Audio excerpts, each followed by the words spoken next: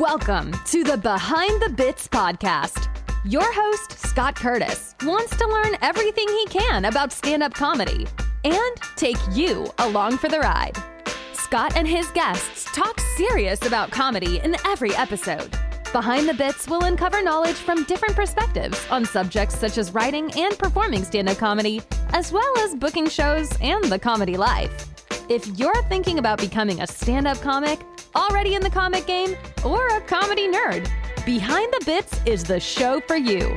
Now, let's get Behind the Bits.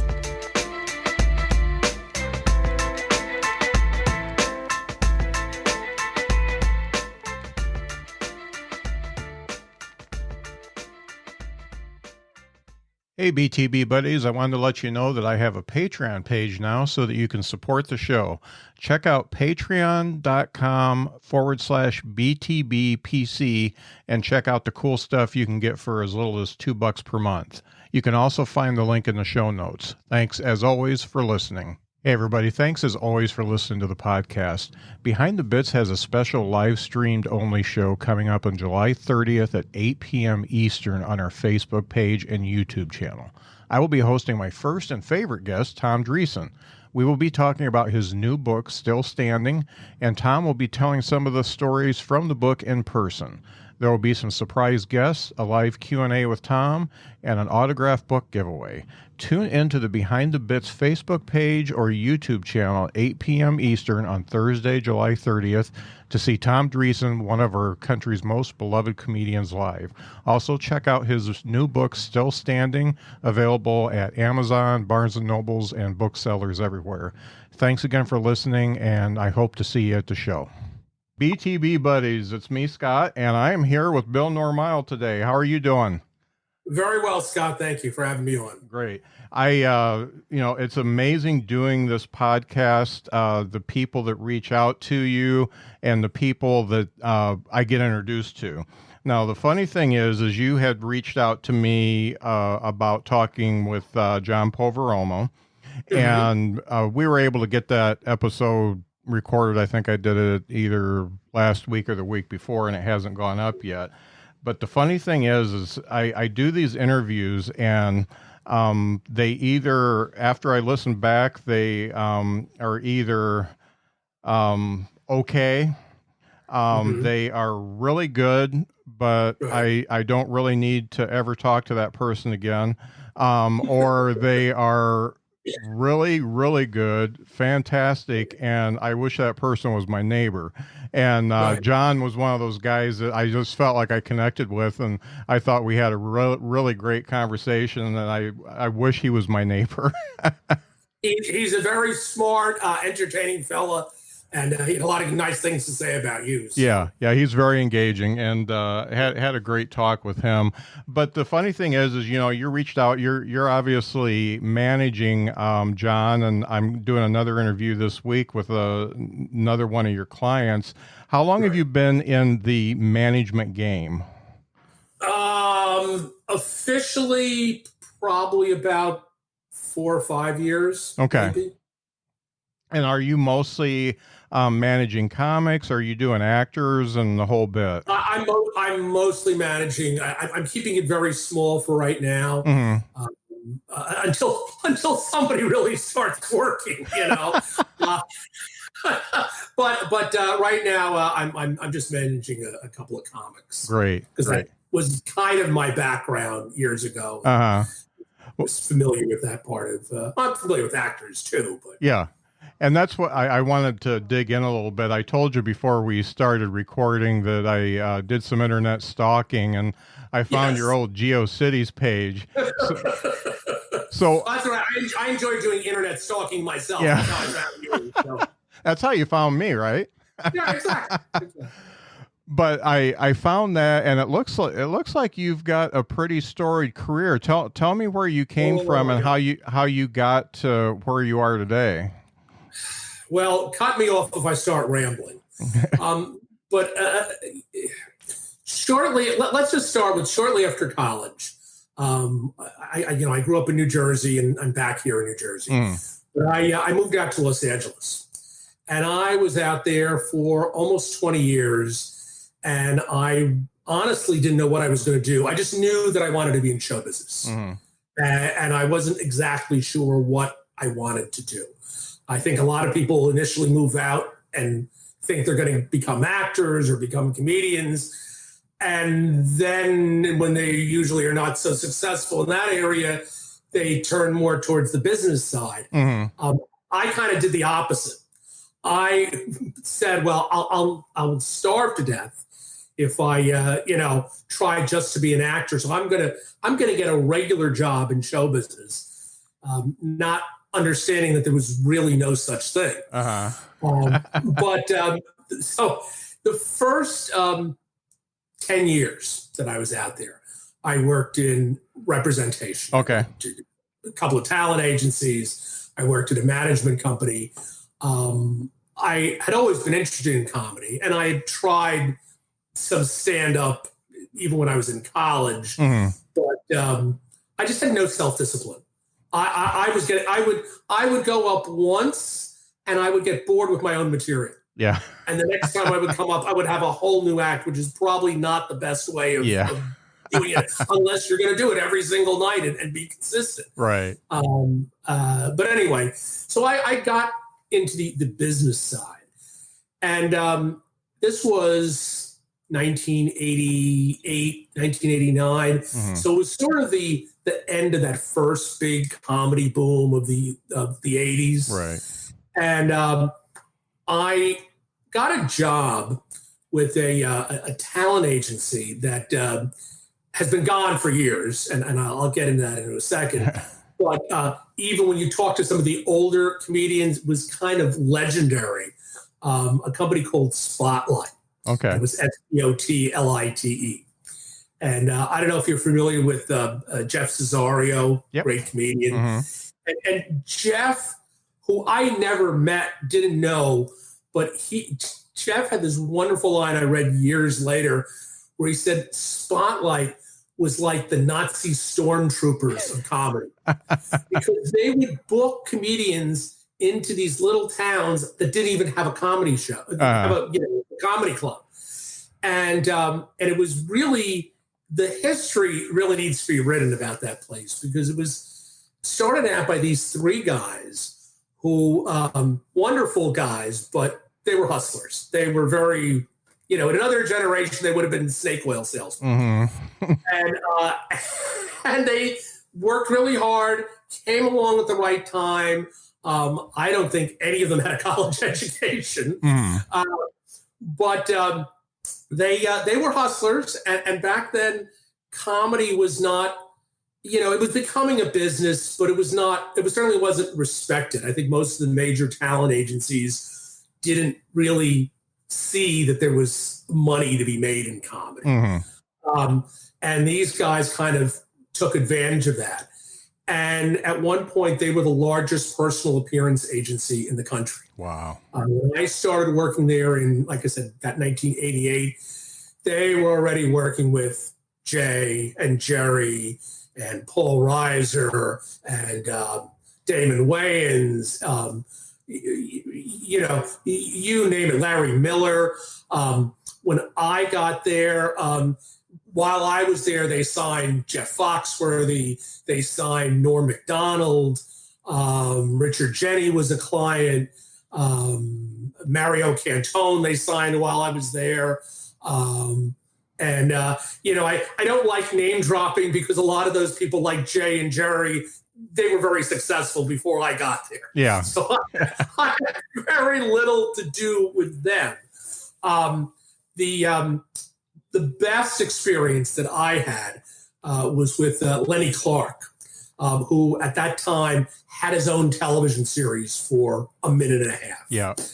And I unfortunately it didn't last longer than a minute and a half. But for me, as an assistant, it was a wonderful education, because within a year of me working there, he went from being a hit at the Montreal Comedy Festival to starring in his own television series for Whit Thomas and CBS and Disney, which were all, big players at the time. And then after 13 weeks, the show got canceled, and he was back out on the road again.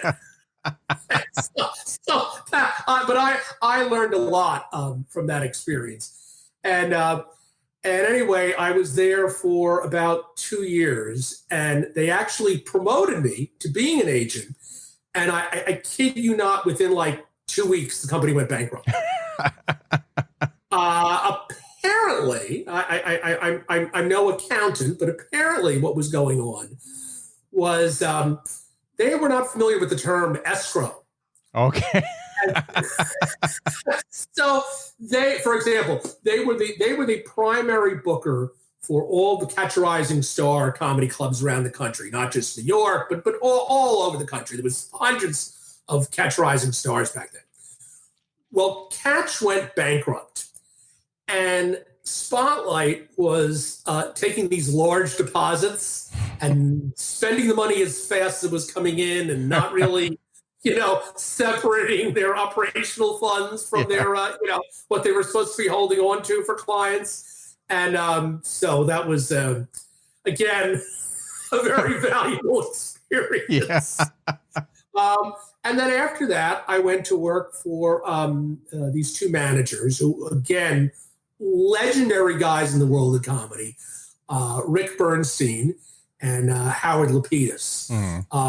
Rick was the guy that was responsible for, those of you that are old enough to remember, he was the guy responsible for booking Tiny Tim's wedding on The Tonight Show. Oh, yeah. I remember. Okay. Yeah. Yeah, that was a big deal once upon a time. And he, in the 70s and 80s, had represented Steve Landesberg and David Brenner and Richard Lewis. And when I was working with them, he had just signed Jeff Dunham, which is kind of funny to me now, because in the 90s, nobody seemed to understand why anyone would want to go see a ventriloquist. Yeah. And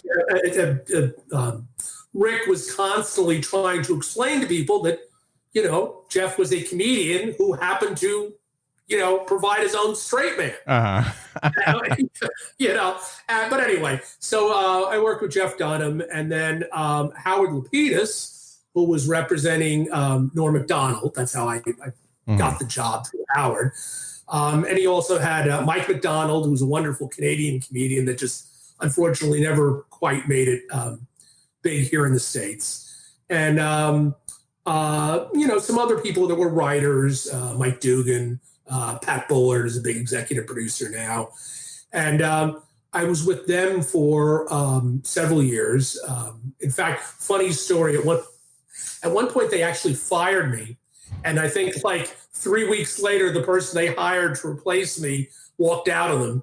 And so they called me up and they said, listen, we can understand if you want to say no, but we're kind of in a jam. And I came back and stayed for another 2 years. So I was there in total about 4 years. And then I also, after that, I spent another 2 years working at a talent agency called Gold Marshak, which dealt a lot more with actors, but we had a couple of stand-ups. And I don't know where that's kind of the end of that side of my career.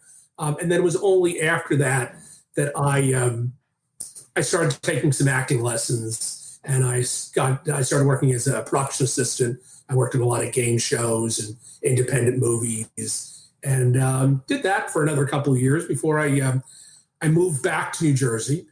And I was pretty much out of the business until I met John and decided to become a manager. So I'm sorry if I'm rambling, but no, that's great. That comes around to a great circle. And thinking about what you've seen, obviously you've seen a lot of comics, you've seen some actors, and you've just a myriad of talent. Absolutely. While we're live here, I just want to ask you, what do you think the percentage of skill and talent to just plain dumb luck it is for people to make it big? Well, I think there's a certain percentage of dumb luck. There's also a certain percentage of timing, because I think some people just have the right look at the right time. I mean, like, let's look at the music industry. I don't think Bob Dylan could get a record contract today. No. Rick Bernstein, as I said, was a great guy, a wonderful mentor. And he had this theory that in order to be successful in show business, there were three things. You didn't need all three of them, but you needed at least two. You needed either brains, talent, or balls. Uh-huh. And if you needed at least two. If you had three, you were really, set. But if you needed at least two, I think it's a combination of all those things. Sometimes I see very talented people that just can't seem to cut a break. And then there are people that are less talented and they just are at the right place, the right time. Some of them are very ambitious and if there was one way of doing it right, we'd all do it the same way. Yeah.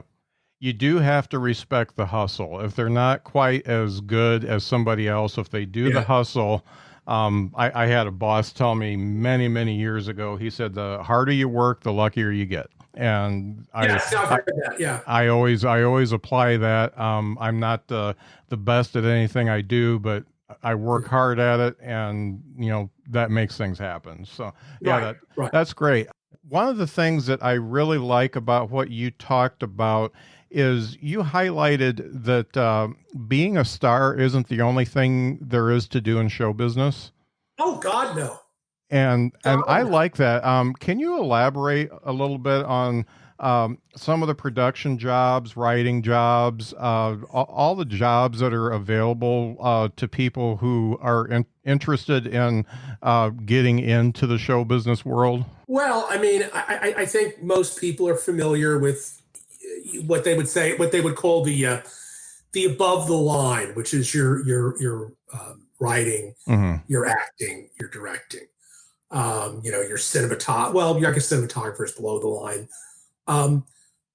There's a lot of people in show business working behind the scenes who are, how can I say this, are tradespeople. I mean, but when I say trades, I mean like carpenters, guys that are build sets, that build sets, people that, the kind of people I'm sorry if this sounds negative, but like, the kind of people that took shop in high school, those kind of trades. There's also accountants. There's all the people that sign all the paychecks and keep track of all the budgets.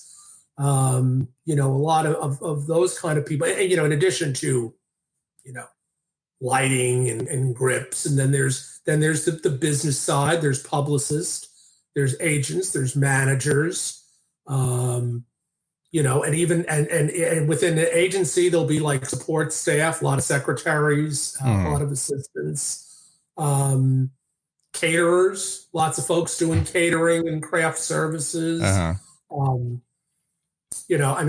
I said, I was out in Los Angeles for almost 20 years, and Los Angeles is such an industry town. The only thing that I think I can possibly compare it to, and I've never really been there, but I imagine in Detroit, anybody who isn't working directly for the automotive industry is related to somebody who is, or is working in a profession that depends on it. That's very similar to, I'm very close to Elkhart County, and that's the RV capital of the world. And just about every manufacturer in that county is feeding the RV industry. If they're not making RVs themselves, they're making something for them. Yeah. Yes. So there's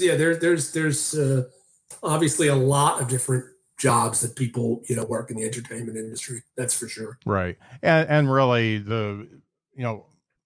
somebody who's got the left brain talent type thing, they're probably not going to take a union position as a grip or set builder or whatever. But there are other things that you can do if you have any talent at all, even in the writing aspect. And not to say that there isn't talent involved in those areas too. Right. I mean, some of the guys that I've known who worked in props, they were very creative guys. Mm. You can find ways of being creative in things that, are not necessarily acting or not necessarily, in front of the cameras. Yeah. There's somebody, I was listening to an interview with somebody, and they were talking about a series that they did, and it always had, I wish I could remember, they always had weird stuff going on. And she said that she always had to hand it to the people who did the props, because they could make something out of nothing, and whatever you asked for, it happened. Oh, absolutely. Absolutely. And then even with acting too, I would say that the vast majority of performers that I worked with as an actor, and also from a representation standpoint, were character actors. Mm-hmm. Not necessarily the A-list stars, but people, kind of on their way up, kind of on their way down, or people that just worked all the time that you'd recognize from, this or that, but not necessarily the biggest of names. Right. And those were the people that I enjoyed working with the most. And they usually were the most down-to-earth people. Yeah, and Lenny Clark, that you mentioned, has had he's had a pretty good career doing the those type of character parts after his series. I mean, I think he's been working pretty steady for a while. Oh my God! Well, absolutely. Lenny, I think. I mean, of course, I haven't talked to him in many years, but he was such a important figure in that whole Boston comedy scene. And he gave a lot of those guys, like Dennis Leary, for example, their start in the business when those guys were starting out, and they didn't forget about it. And that's why I think Lenny was on that Rescue Me show with Dennis, and every time they film something in Boston, they usually find a part for him. But he's actually carved out quite a career for himself. As I mentioned earlier, to go from the highs and the lows that he did in that short period of time. But yeah, he's really carved out some steady work for himself, and he's still in demand in the clubs. And right, no doubt, especially in that area. When you were working for the different agencies and you were looking for talent, or talent was coming to you, I mean, you were just right there in the heyday when, they were just falling off the trees. What did you look for as far as a comic was concerned? What type of traits did you look for in a comic, and you thought maybe they could do it? They were looking for somebody that already had a persona that they could build a show around. And a lot of it was the look and what went with the humor. But I think, basically it was a lot of it was the look. And if they could already, they were already presenting a clear persona. Mm-hmm. And I think and it's funny too. A lot of the people that I worked with, and sometimes they missed. Sometimes they completely missed. But it was, how can I sell this person? And, it's funny how much the world has changed. But I can remember, back then, I'll give you a couple of examples. Janine Garofalo. Everybody thought she was hilarious. Nobody could figure out what to do with her. And they were wrong. What she did on the Larry Sanders show. I mean, she was a genius on that show. Oh yeah. Well, but that's just it. It sometimes sometimes it takes somebody with a vision to, some comedians are more obvious, and I'm not putting anybody down, but some comedians have that established persona, and right from the minute they get on stage where you're going with it. Mm-hmm. And other people aren't as established, and it takes somebody with a little bit of vision to say, okay, this is what we can do with this person. And I think Janine especially, I think was tough because she had a point of view, and it wasn't necessarily a point of view of middle America. And she also, I mean, she was short and everything else. I mean, she just didn't have that look, the Heather Locklear type look that would translate to TV. Nor was she extremely, I don't want to say ugly, but she wasn't extreme on the other end. Yeah, right. It always seemed to, like, generally speaking, the people were either very good looking or they were funny. Mm-hmm. And sometimes the people who were very good looking didn't necessarily have a personality. But if you found somebody who was good looking and had a personality, somebody who was good looking and could tell a joke, well, then you had gold. Yeah. It's funny. I just listened to a podcast with Anthony Jeselnik, and one of the things I'm pretty sure you look for in somebody who's going to be on TV is they have to be somewhat of a sympathetic character. There has to be some likability there. And absolutely. You hear that all the time. Likability is very popular. Yeah, and Jeselnik was talking in the interview, and the guy that was interviewing him said, you're a good looking guy. Why don't you get into TV? And he said, well, first they wouldn't take me. And second, I never, ever want to be on TV other than doing my act. And so, it's funny. He's, all his dropping baby jokes and stuff like that. He can keep that up because that's who he is. And he's not ever going to be a TV guy. Well, that just reminds me of there was a great routine that Dom Herrera used to have, where he would say how people would come up to him after a set and they'd say, "Hey, have you ever thought about being on television?" And we go, No. I enjoy, playing before 3 drunks at 2:00 in the morning. No, really, I should be on television? Thanks for the advice. So, yes. So did you run across anybody there in the heyday that you just really thought were going to be it and it just didn't happen? Oh, tons of people. Tons. I mean, look at Lenny. Mm-hmm. Lenny had, and like I said, he's had a great career since that show, but he had everybody pushing for him. CBS was looking for, at that time, the male Roseanne. Mm-hmm. They were looking for the next Jackie Gleason. And they, really went all out. He had Whit Thomas. He had the best writers in television, and nothing against Lenny, but, he was up against Wonder Years. He was up against, I forget what else was on television opposite him at the time. But, sometimes you can have the best people working with you, and it just doesn't happen. I also mentioned Mike McDonald, who was a huge star in Canada. Mm-hmm. He had 3 Showtime specials, and some people love, comedians. Some people loved Mike. I think. Going back to likability, I heard a lot of people say that they didn't like Mike. I mean, not as a person, but his persona, because he was kind of dark, and that attracted some people. But I don't know, his comedy never really translated as big as it should have been.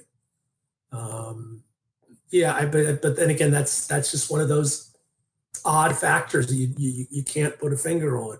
Yeah, and it's weird because then you really had the 3 networks, by the late 80s, 4 networks and the Showtime and HBO. I mean, those were the big things. Was it, much, yeah. And Showtime and HBO weren't really big into putting series together. They were doing the comedy shows, but they weren't putting series together. So you had to have a really broad appeal to get something through. I mean, absolutely. Like you said, there was 3 or 4 networks, and that was it. Yeah, it was.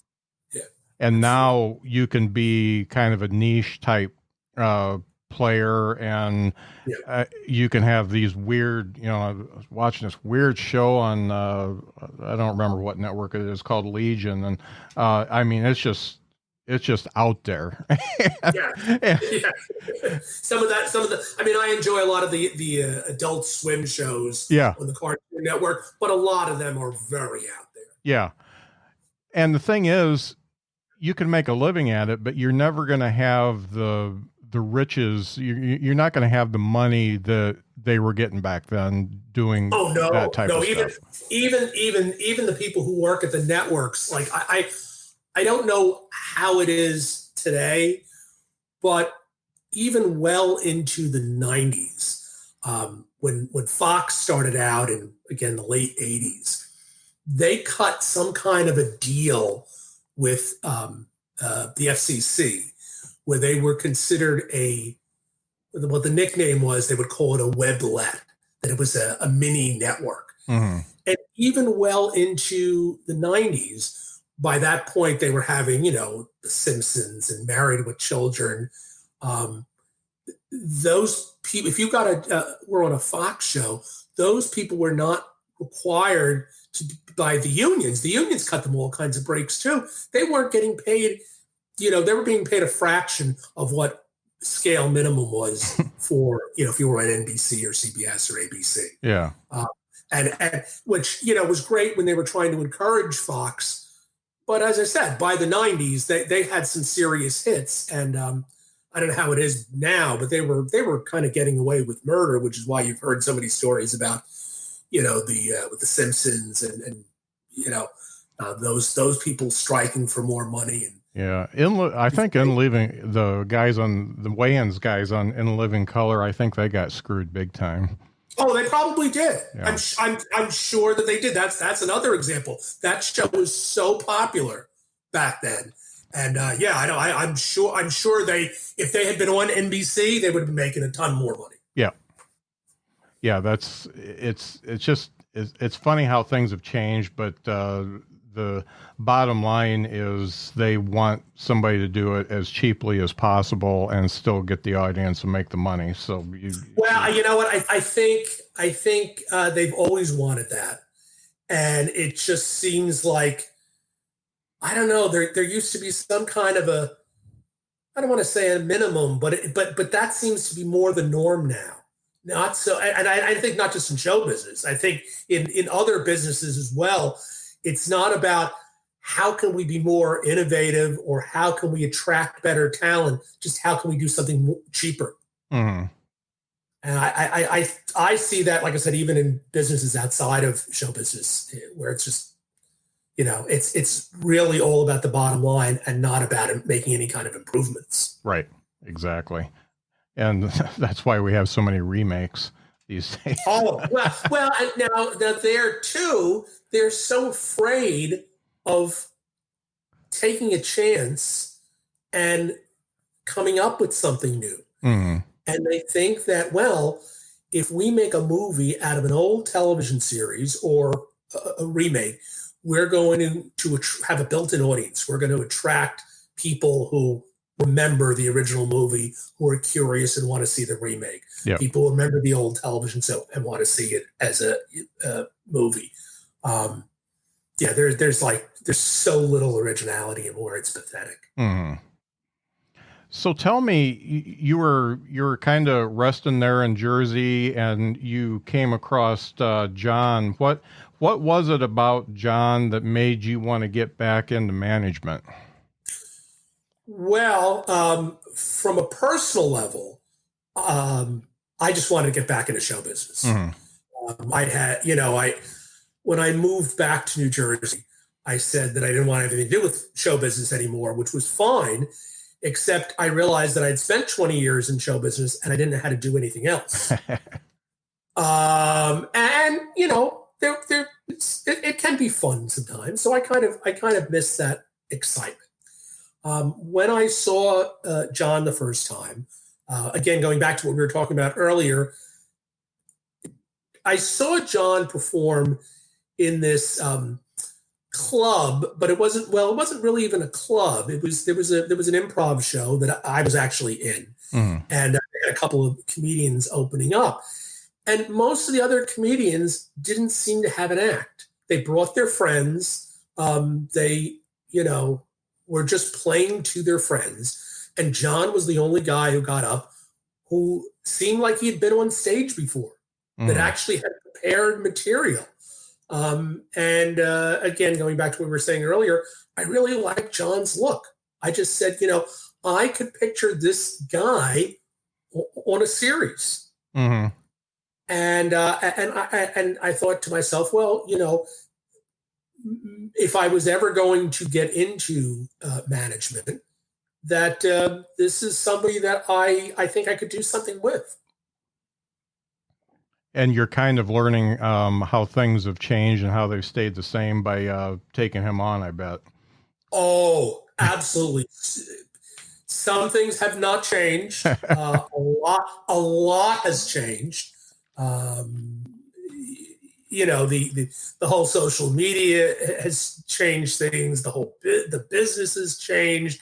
But you know what's really funny is how, even though the names have changed, you know, the people in front of the camera have changed and the formats have changed. If you know anything about the business, you realize that the people behind the scenes, the agents, the managers, the producers, some of these people have just been around for years and years and years. And, you know, the people that were running networks in the 80s, they're still there. And again, you wonder why the quality of things are so bad. It's because nobody wants to come up with anything original, and it's the same people behind the scenes. Yeah. Some of the stuff I see on TV, the sitcoms, are just so bad. And they're good people. It's people I like, and it's just terrible stuff. And you know what? If I was in their place, I would do that shit and get paid, you know? So would I. Absolutely. I don't blame people, but you know, and it's funny. I've been watching a lot of, you know, in the last couple of weeks, I've been watching a lot of classic television. Yeah. And it's funny how even the stuff that I didn't like when I was a kid, now I have a greater appreciation of, because it's as bad as it was, it's so much better than what's out there now. Yeah. And when I think now too, I'm looking at things from a different perspective, and you see, even in the dumbest shows of other eras, you can still see where, you know, people had talent, where people still had timing, and there's still a way of presenting stuff that it's still hard work. Yeah. You know, even the dumbest shows from 20 or 30 years ago are so much better than the stuff that's out there now. Well, the funny thing is the old stuff, the only way I can say it is they did a lot of cliche stuff, but they knew it. Now it feels like they're doing cliche stuff, and they are not self-aware enough to know that they're doing that. That's interesting. I'll agree with that. Yeah. I never thought about it that way, but I'll agree with that. Yeah. And I caught one after it was done that totally blew me away. Baskets with Galifianakis. Oh yeah, I mean, I've never seen the show. I've heard really good things about it. Yes. It's totally worth it just to watch Louis Anderson play Zach's mom. They say that. I've seen clips of it. Yeah. I've heard he's really, really good at that. And the fact that you know, she played Christine Baskets. He played it straight, and in good comedy, you play the stuff straight. You're not, you don't know you're doing a comedy in your head. And man, it was like Oscar worthy acting, I felt. Well, I'm a big fan of Will Ferrell. Mm-hmm. And I think what makes Will Ferrell great, even, Saturday Night Live movies, you can give Will Ferrell the most ridiculous scenario. He can be the worst person in the world. That the character could be horrible, and he just stays so committed. Yep. And he just, if he's going to be this awful person, well, he's going to be the best at being that awful person that you can possibly imagine. Yeah. He doesn't, there's no side winks to the camera. There's no, I'm in on this joke. Oh no, he is just committed and he just goes for broke.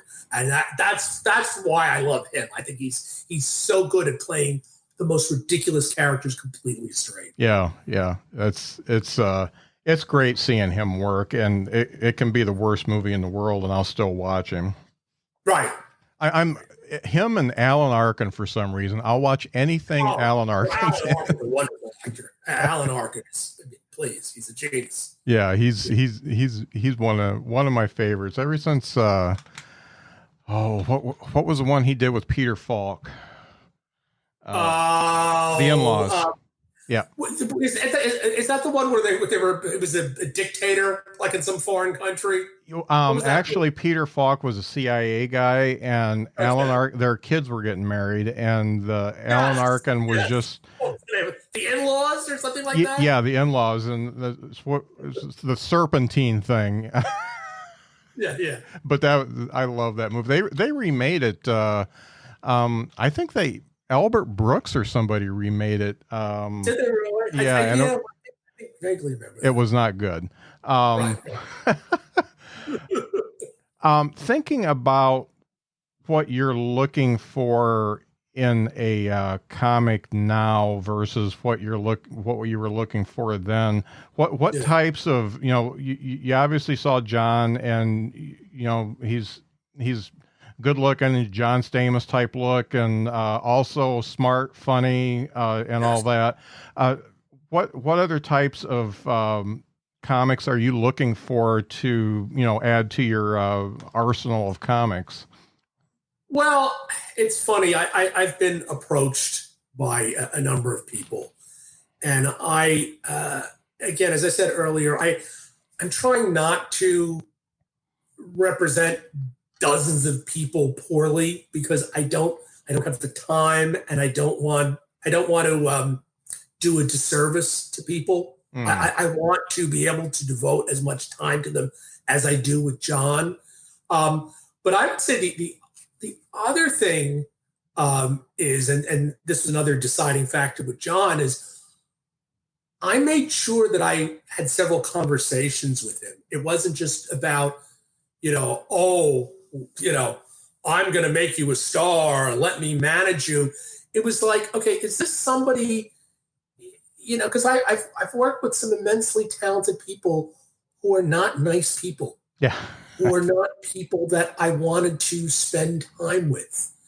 And I made sure with John, and there are other people that have approached me where I've said, there aren't enough hours in the day to deal with some of these people. John is a different case. John and I have a great relationship, and he's somebody that I want to work with. Mm. But there's some other people. I don't care how talented they are, what they've got going for them.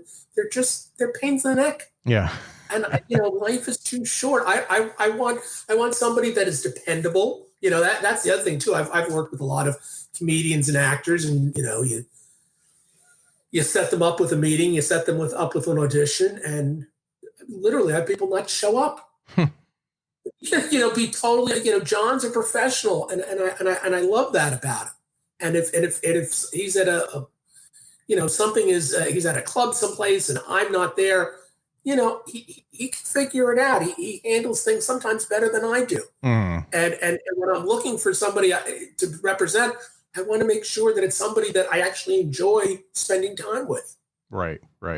So it's one of those things that you're at your point of your career now that you're going to know them when you see them. Yeah, I think so. I mean, it's all those factors. Like I said, it's what I can do with them, if I think I can help them at all, and if it's somebody that I want to work with. Mm. So say you're a comic and you've been working, I don't know, 5-10 years, and you're doing pretty good. You're headlining some decent rooms and stuff like that. At what point do you think is a good time to start considering getting representation and management? Well,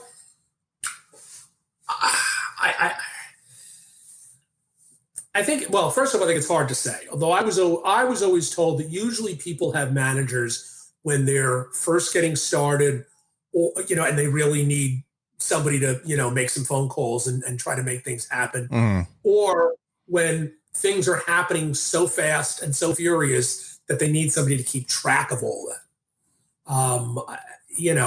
I think when you really need somebody to keep track of stuff, and then you just I think sometimes people they can get themselves to another level, but then they realize that they need some help getting to the next level. I think it's different for everybody. Mm-hmm. That's what I would say. And obviously that sounds like you have to have some self-awareness that I'm pretty good now, but I need to know what it takes to get better. Oh, absolutely. Absolutely. I would say a lot of comedians lack self-awareness. They think they're a lot funnier than they are. Yeah. And aren't realistic at where they are in their careers. Right.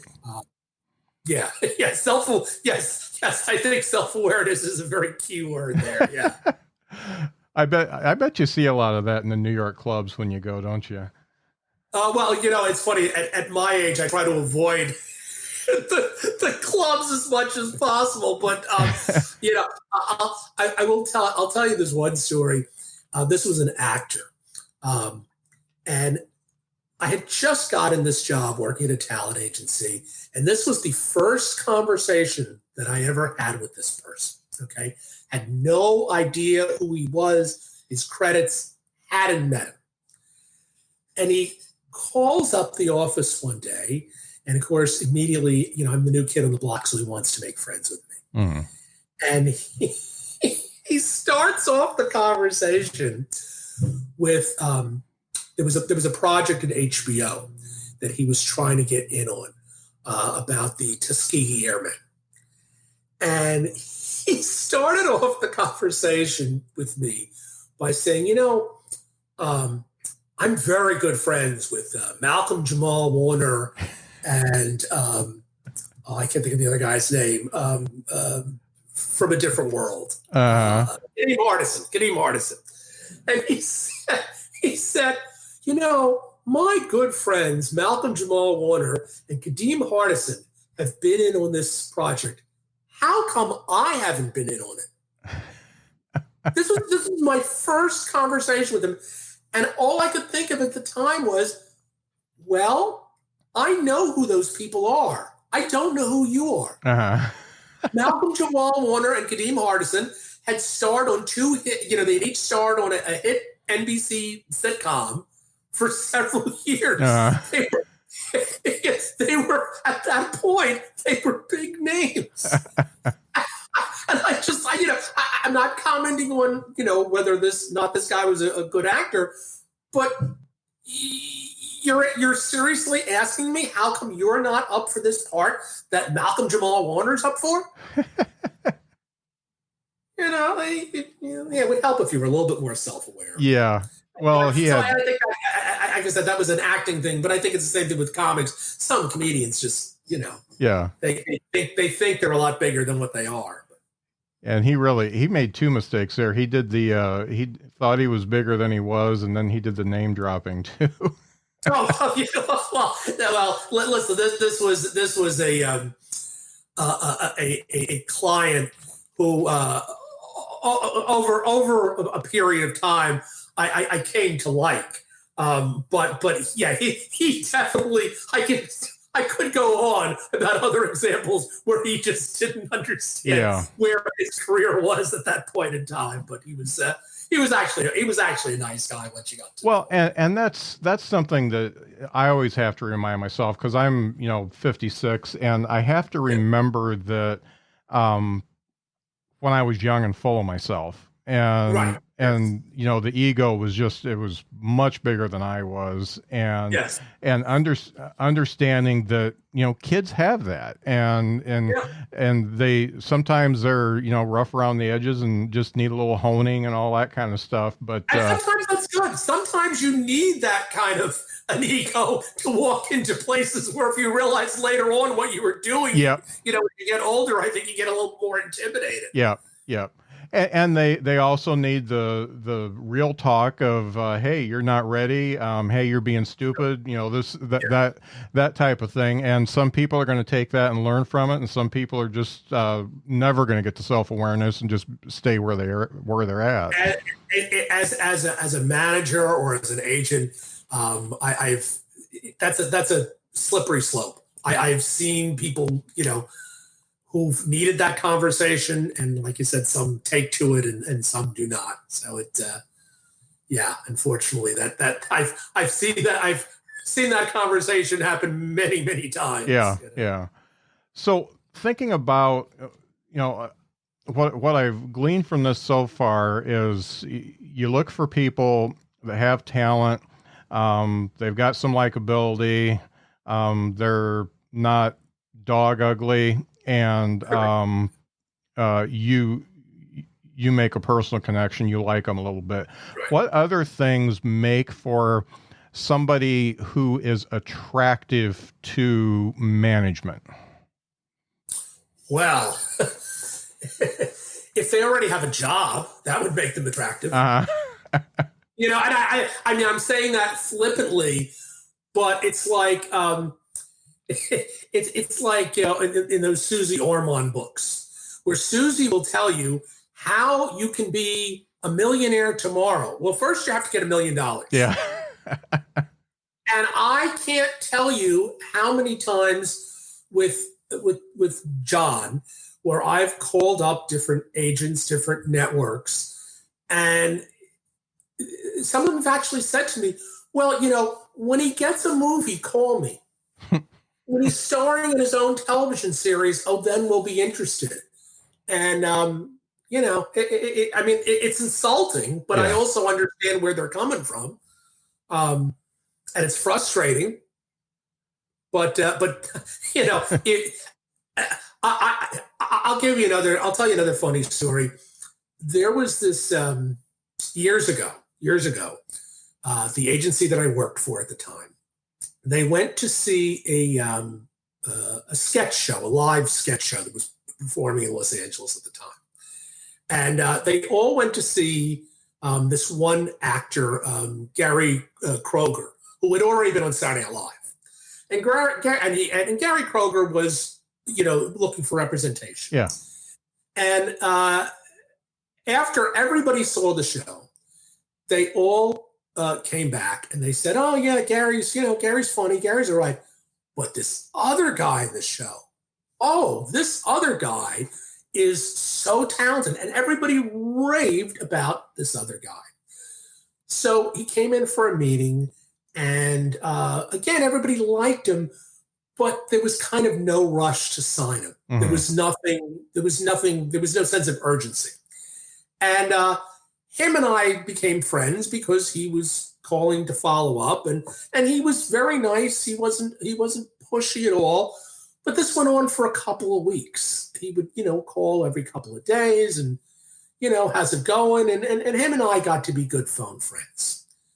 And this was in the old days where you would write down a message on a piece of paper with people's phone numbers in those old books that there'd be like a duplicate copy of. And my boss at the time, I don't know how many messages I had given him from this guy, Tom. And, after 4 or 5 messages, I just said, hey, Tom called again. I didn't bother writing down the phone number. Well, one day, Tom calls up and he says, hey, listen, I know you probably haven't heard anything, but I'm doing a guest spot this week on Roseanne. And this was a guest spot. This wasn't even like a movie or a series regular, but Roseanne was the hottest show on television at the time. I told my boss, and he went ballistic because I didn't write down Tom's phone number. I had given him the phone number, I don't know how many times before. That now, of course, I had to scramble to look for it. But, and that was, like I said, that was just a guest spot. But it's amazing how once you have something, once you actually have a job, they'll just come crawling out of the woodwork. People wouldn't return your phone call the week before, now all of a sudden want to take you to lunch. Oh, man. That wasn't Tom Arnold, was it? No, it was a great guy by the name of Tom Virtue. Okay. If you ever look him up, Tom's just been in a ton of stuff. He was on I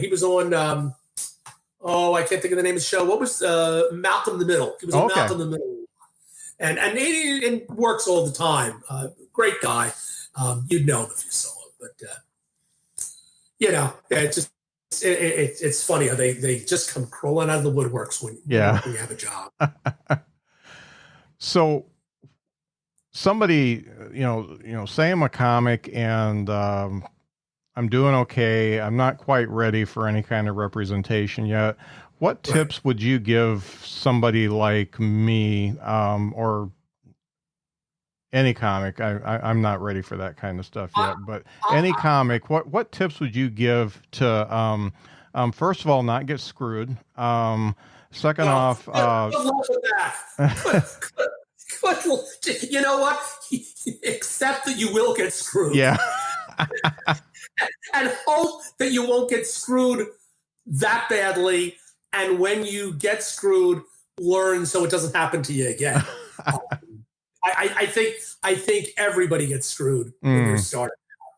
I'm sorry, I cut you off there. That's all right. I lost my thought. But what things do they need? Does somebody need to do to I remembered the one like network. What types of things are important for somebody to do if they want to take themselves another step further? Well, I know it sounds kind of obvious, but you'd be surprised at how a lot of people miss this. Just be a nice person. Just be professional. Be somebody that they want to bring back. I see a lot of people with actors, and you wonder, how do they keep working when they're not particularly talented? Like, they're okay, but they're not particularly great actors. Well, a lot of times it's just because they're pleasant to people. Yeah. That there's if you're on a set 12 hours a day, you want to be working with people that you enjoy being with and not people that are a pain in the ass. And I think going back to people not being self-aware, I think that's something you should keep in mind. Be professional.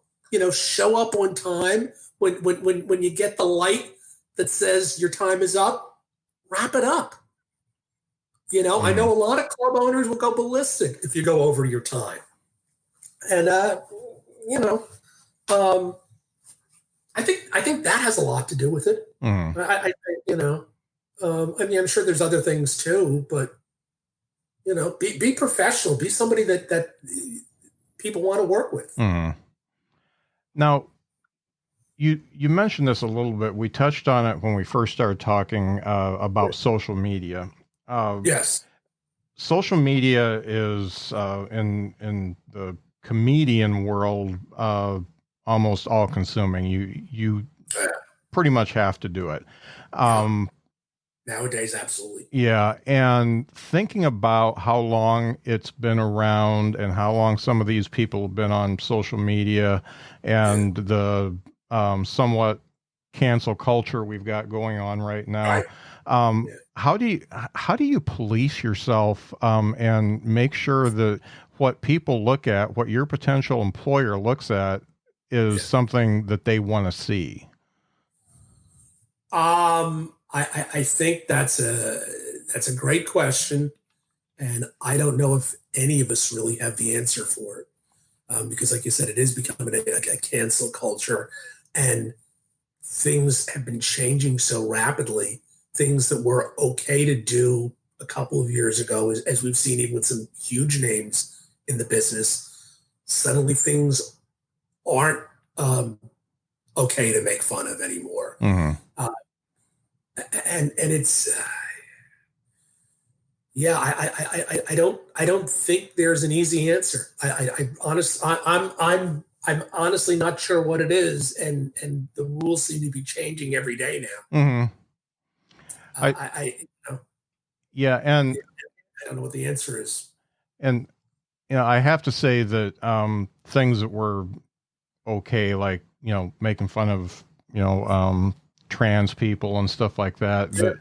that it was never really okay, but they didn't have a big enough voice to defend themselves.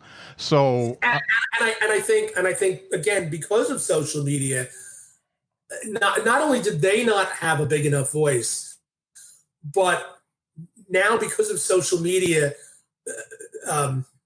like years ago, if you did a joke on stage in a club in wherever outside of the New York, Los Angeles area, you might be able to get away with it because nobody would ever hear of it. Now everyone's got a cell phone. Oh yeah, everyone's got social media, so it's a combination of certain groups having more of a voice, which is great, and also things that you could get away with in a smaller environment years ago, you can't get away with them now because everything becomes a national story. Right. Yeah, it's tough because it's so unforgiving. Just to paraphrase, if you live by the social media, you die by the social media. Right. It's double-edged sword, all the cliche stuff, but it's just very it's a tightrope that you're walking. And I watch a lot of comics who are, they're right on the edge, and I know they're not being careful, and I know that stuff is forever. Just like your GeoCities page, it's forever. Yes. We didn't know that it would be forever back then, but yes. Yeah. Yeah. And I'm very, very glad that there were no cell phone cameras around when I was 18. Oh my God. Yes, me too. Absolutely. But in consolation, the other side of the coin is that there's always another scandal coming along. And America kind of loves a comeback. So, I'm not saying that you should deliberately go out to offend people, but if something happens, take some solace in that, in a couple of weeks, things will blow over. Yeah. And what I've noticed too, and I don't know if this is a good thing or this is a bad thing, but it seems like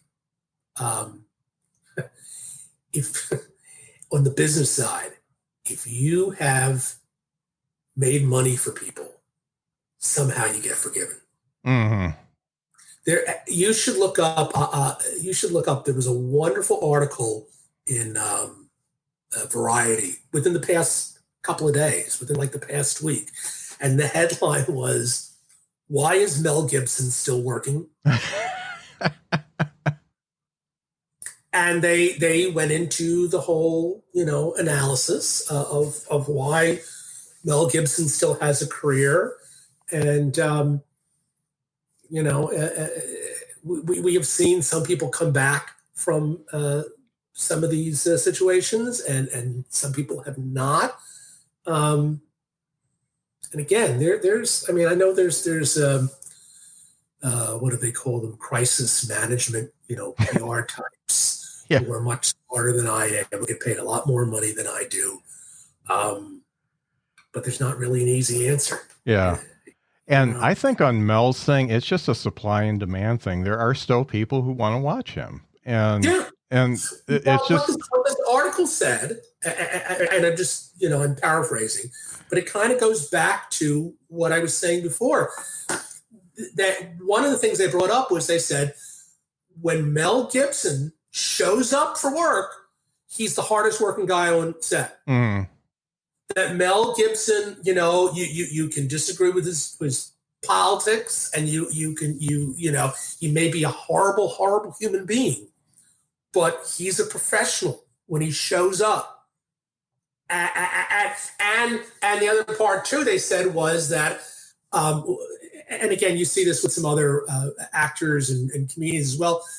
They sort of have cultivated this bad boy image, and some people kind of tolerate it, and then there are people who Mel Gibson made a lot of money. He made a lot of money for other people, and he started how many hit films. And a lot of those people are still willing to look the other way because, Mel, bought their second house. And everybody that's on that movie with him, they've got a rent or mortgage, and they've got kids and stuff like that. And I think giving them shit because they're doing a movie is probably the wrong thing to do. Right. Yeah, I mean, it is definitely a crazy time that we live in, and I hate to tell people to censor themselves or restrict themselves, because that's not fair to art either. But things do have a way of coming back to haunt people, as we've seen so much in the news lately. Right. I'm a little bit, I'm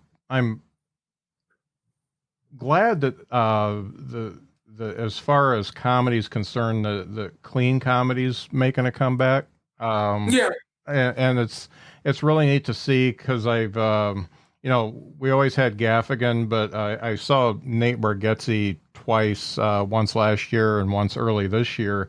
And, I watched the crowd that comes in to see him, and it's one of the most diverse crowds you'd ever see.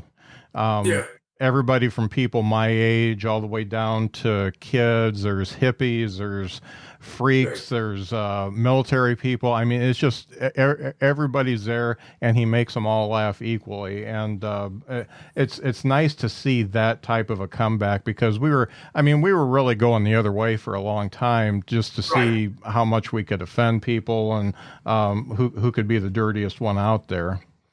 Well, but even that too. I mean, listen, I like all different kinds of comedy. Oh, me too.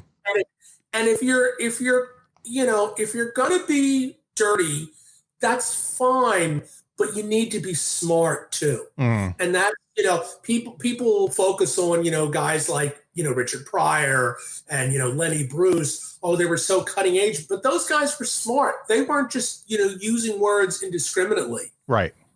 There was some intelligence going on there. But I would say, though, too, it kind of like what you're saying, it's wonderful if you can be cutting edge and controversial. But man, if you can attract a diverse audience, that's really where it's at. Right.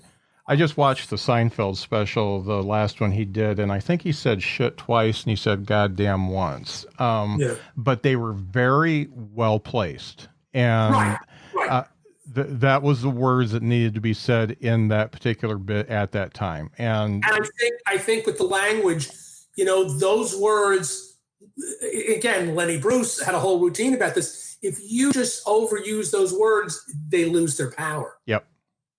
And there's thousands of words. It's okay to sprinkle them in, but when you use them all the time, you're losing the power that they have, to be able to use them when you want to. I'll tell you a personal story. when at one point, when I was living in Los Angeles, I'd been living out there for a couple of years. My mother begged me to write something for this like high school alumni newsletter. And I didn't know what to write, and I didn't want to do it at all. But I wrote this thing, and I put in a few jokes. I made it entertaining, as opposed to the usual dry, boring kind of articles that those things have. And as a writer, I was so pleasantly surprised at the reaction that I got from my friends, from my parents' friends, and again, diverse age groups, and that was really like, I've done things maybe not in that context, but I've done outrageous things in my life to get attention. I'm sure we all have. But to do something like that, it was so fulfilling to me to be able to appeal to a wide audience. And I think Seinfeld has kind of said that kind of stuff too. Yeah. He's a perfect example. Yeah, he's very, and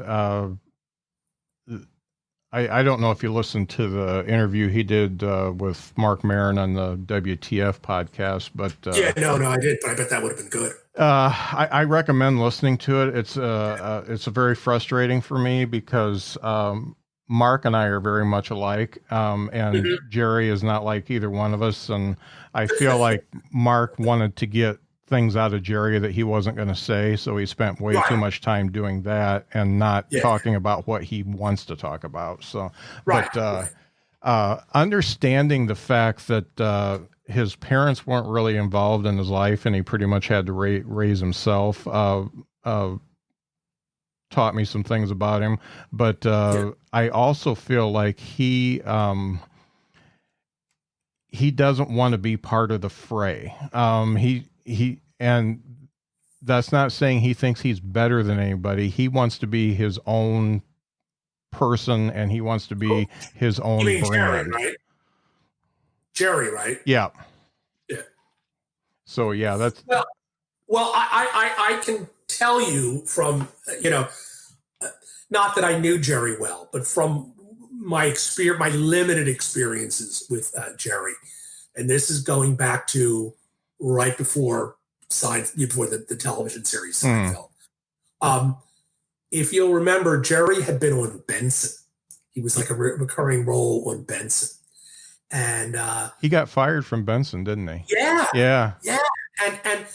And I know at the time we were getting all kinds of auditions for Jerry, and everybody wanted, even this is 1990.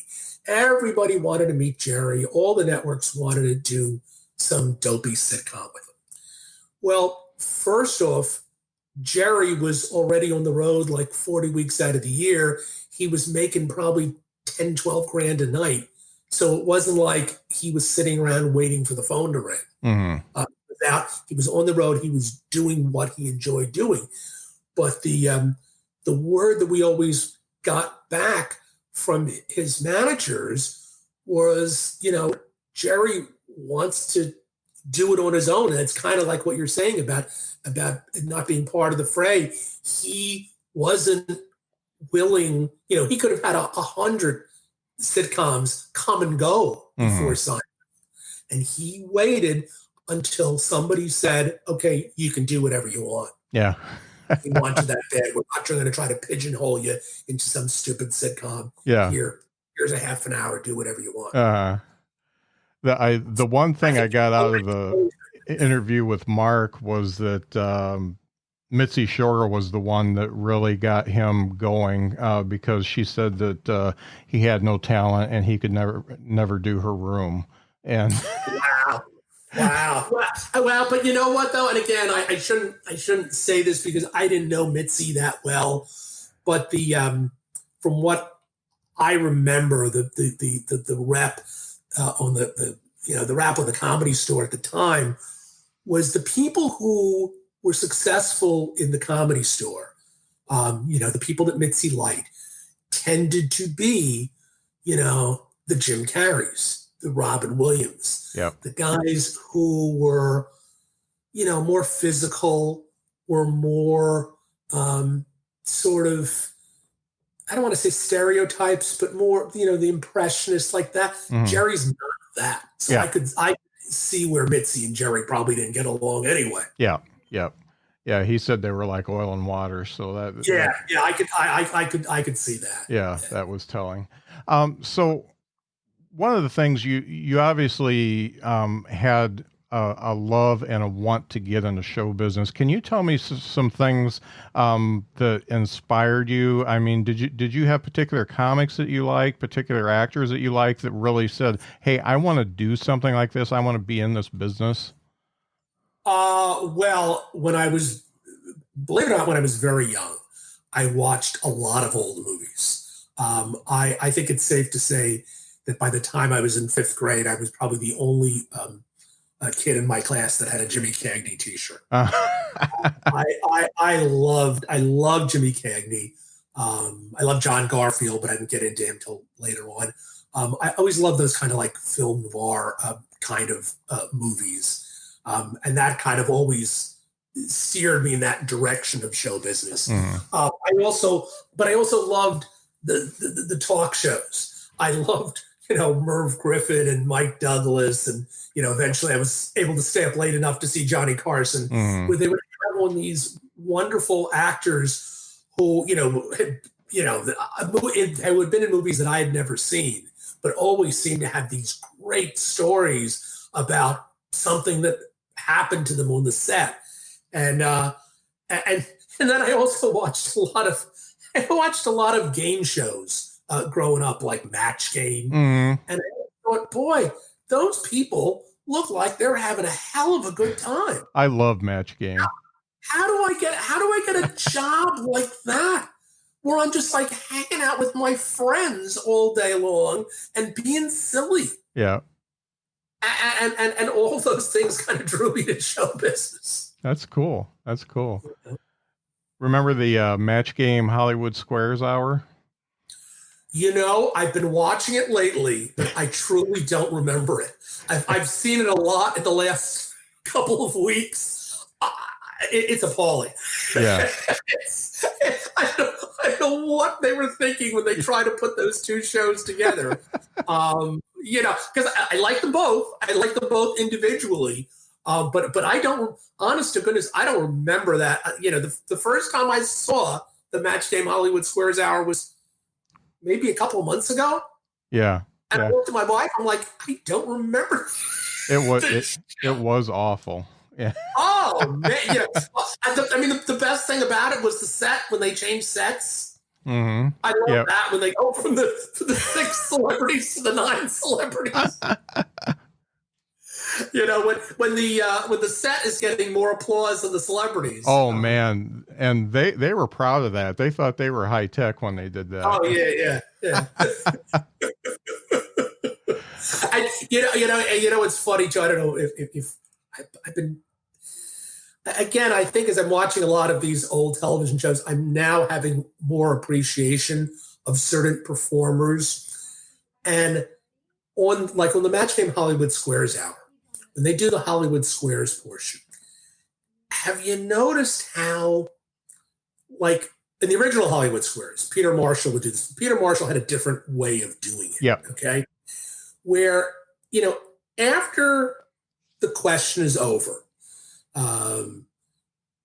John Bauman has this way of he's got to get in the trivia. There was a question the other day, what weighs more, an average surgeon or an average sturgeon fish? Uh-huh. And he after they got the X or they got the O and everybody applauded, he really was like, trying to force in, well, the average surgeon weighs, 345 pounds. It was like, nobody cares. You've got to, if you're going to provide that information, you got to do it subtly. But some producer must have said, John, you must, give this information. And he just, it was like they were stretching. They were trying to fill time. Yeah, So I said a lot of this stuff I'm noticing now when I watch these shows that I probably didn't notice years ago when I was a kid, but now I'm picking up on them more. That's great. Hey, I asked this of just about everybody that I interview, and I think your answers may be different than some of the comics I talk to. Maybe. What 3 things do you wish you would have known when you started that you know now? Oh, wow. That's a good question. That's like a James Lipton question. I've got my cards. Oh, man. What do I wish I'd known?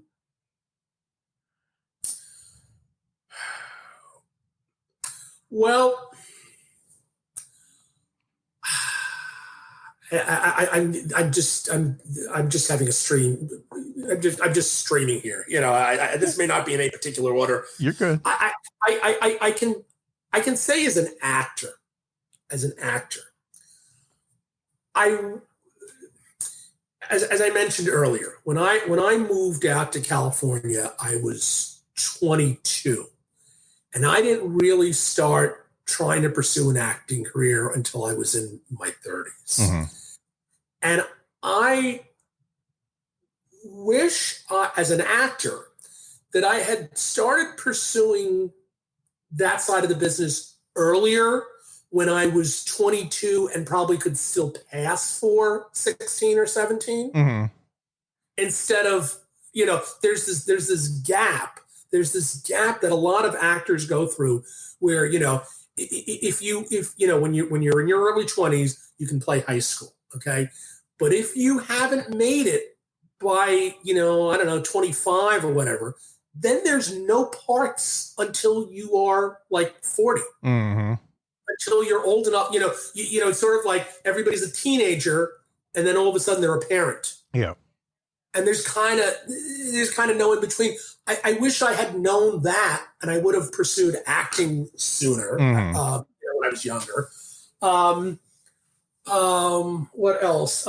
I wish I had learned to do something else. I mean, I always sort of I always knew that I needed a backup plan, but all of my backup plans still involved show business, which was a mistake. I wish I had learned, how to pick up a hammer and a nail. Yeah. I wish I had learned, how to program a computer or do something to support myself, where I could be my own boss until, and again, this even goes for people who are working behind the scenes, because a lot of people behind the scenes don't get paid that much money. Mm-hmm. And if you work on a television production, movie production, you could still be out of work for months, whether you're an actor or a comedian or whatever. I wish I had some other skill set. Mm-hmm. What else? I don't know. I'm sure there's other things. Those are like 2 things that come to mind. I'll take 2. That's cool. Yeah. I wish I mean, it was funny. I always knew that it was going to be difficult and challenging, but I didn't realize that. Well, here's. I'll give you my third one. I didn't realize how much the business, how much time changes. When I went to college and I thought I knew how the business worked before I moved to Los Angeles, but I didn't realize that things continued to change, and that that things that applied to the business, for years and years didn't apply anymore, and you kind of have to learn to change with them. That's good. That's really good. What did you study in school, by the way? Well, technically, my degree is in speech and theater. Okay. But it sounds silly now, but at the time, there was speech and theater. And then within speech and theater, we had all these different concentrations like acting, like dance, like broadcasting, which was what I studied. And even though we were all in the same department, everybody was kind of a little elitist. And, the broadcasting majors didn't hang out with the theater majors. We took some classes together. But every year in the broadcasting department, we would have these like final projects. And most of them were, well, some of them were all right. But a lot of them were terrible because nobody had the forethought to get somebody from the theater department to actually act. And so, the acting would be terrible because it would be other broadcasting majors trying to do a scene. And it sounds silly now, but we were very, like I said, I had some friends who were theater majors. We were all theater majors, but, it was, so, I tell people broadcasting, but the degree is speech and theater. Mm-hmm. That's funny because I see a lot of student films that, the concept is fantastic, but you can tell that they just got their friends to play the parts and not real actors. Yes. Well, and I'll give you this other tip. I'll give you another tip. If you're doing any kind of a student film or a low budget film, the thing that I always notice on a low budget movie is the two things that you notice the least in any professional film: the lighting and the sound. Mm-hmm. If that should be the last thing that I should be thinking about. Yeah. But if I'm distracted by poor sound and poor lighting, then sometimes it's hard for me to get past that to actually watch the content of the movie. I see that all the time in like low budget things. That is so funny because I did a local podcast here for 5 years before I started this one. And I have always been seeking perfection in sound because I have stopped listening to podcasts that I would otherwise like because one, I wear hearing aids and I've got pretty severe hearing loss in my right ear. And I can hear the host fine. I can't hear the guest, or there's two hosts. I can hear one host pretty good. The other one drops off all the time. It totally takes me out of the interview, the talk, or whatever when the sound sucks. Mm-hmm. Mm-hmm. Oh, well, you brought up another good point too, as far as with podcasts. There is, again, you take this for granted when you're listening to professionals, but when you're dealing with people that aren't quite as experienced, when everybody's talking over each other. Mm-hmm. There's an art form to that when you've got a couple of guests on, or you've got, a host and a co-host, and you'd only notice it when it's bad. Yeah. And it's very challenging when you do it remote like this because you don't see the body ticks and cues and stuff like that. You don't quite know when they're done. So that's why I always have a lot of silence because I want to make sure you're done. Right. But it's those types of things. It just totally takes me out of the game. And I watched some podcasters do the whole thing on video, and they'd stream it live. And I tried it a couple times, and then I listened to the finished product, and it just wasn't. I couldn't do it. And, I did a few of them that way.